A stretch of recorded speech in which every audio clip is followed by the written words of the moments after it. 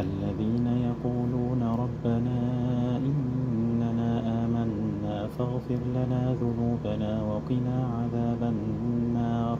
الصابرين والصادقين والقانتين والمنفقين والمستغفرين بالأسحار شهد الله أنه لا إله إلا هو والملائكة وأولو العلم قائما بالقسط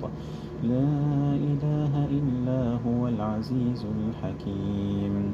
إن الدين عند الله الإسلام وما اختلف الذين أوتوا الكتاب إلا من بعد ما جاءهم العلم بغيا بينهم ومن يكفر بآيات الله فإن الله سريع الحساب فإن حاجوك فقل أسلمت وجهي لله ومن اتبعني وقل للذين أوتوا الكتاب والأميين أأسلمتم فإن أسلموا فقد اهتدوا وإن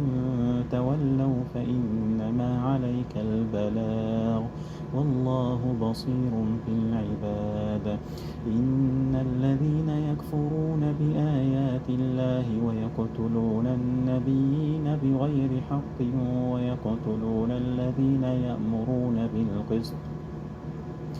ويقتلون الذين يأمرون بالقسط من الناس فبشرهم بعذاب أليم أولئك الذين حبطت أعمالهم في الدنيا والآخرة وما لهم من ناصرين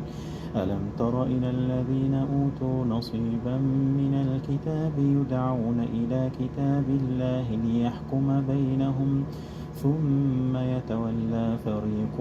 منهم وهم معرضون ذلك بأنهم قالوا لن تمسنا النار إلا أياما معدودات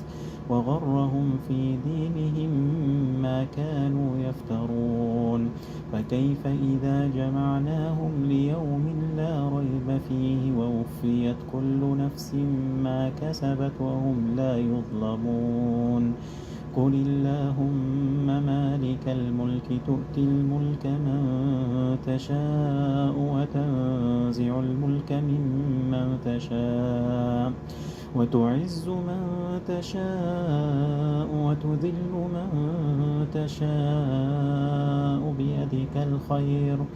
بيدك الخير إنك على كل شيء قدير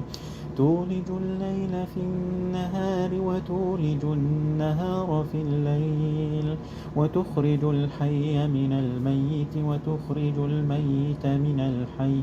وترزق من تشاء بغير حساب